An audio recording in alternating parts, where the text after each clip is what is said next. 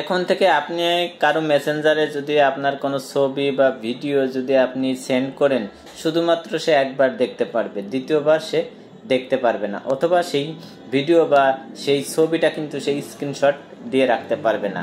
অথবা আপনি যদি কারোর সাথে চ্যাট করেন আপনার প্রিয়জনের সাথে, দেখা যাচ্ছে কিছু সময় পর সেই চ্যাটগুলো অটোমেটিক কিন্তু চলে যাবে, আপনার ডিলিট করা লাগবে না। খুব ইন্টারেস্টিং দুইটা সেটিংস মেসেঞ্জারে, কিন্তু দুর্দান্ত দুইটা সেটিংস আজকে আপনাদের শিখিয়ে দিব।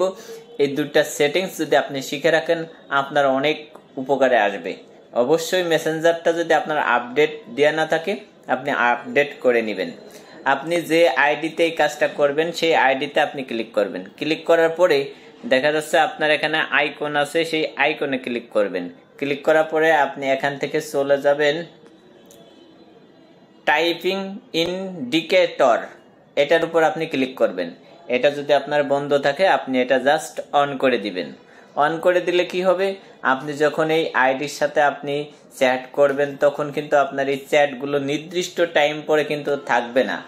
আমি দেখা যাচ্ছে এখানে কিছু লেখলাম, কিন্তু এটা কিন্তু নির্দিষ্ট টাইমের পরে এটা কিন্তু 24 ঘন্টার ভিতর এই চ্যাটগুলো অটোমেটিকই চলে যাবে।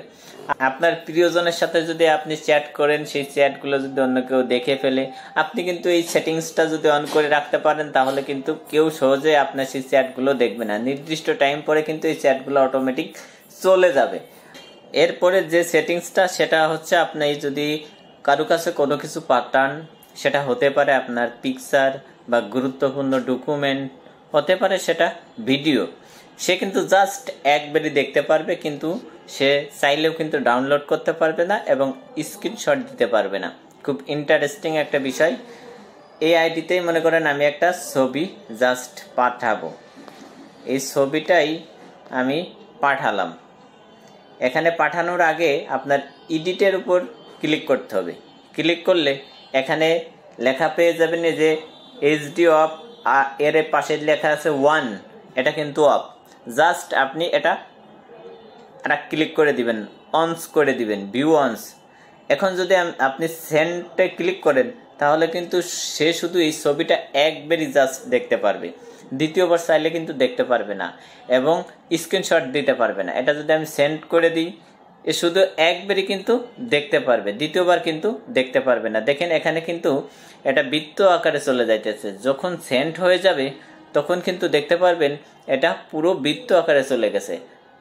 তখন সে শুধু ব্যক্তি যদি এই ফটোটা দেখতে চায় তাহলে এক ক্লিক করবেই, দ্বিতীয়বার কিন্তু এই ছবিটা সে দেখতে পারবে না এবং স্ক্রিনশট দিতে পারবে না। খুব গুরুত্বপূর্ণ দুইটা সেটিংস কিন্তু আপনাদের সাথে শেয়ার করলাম।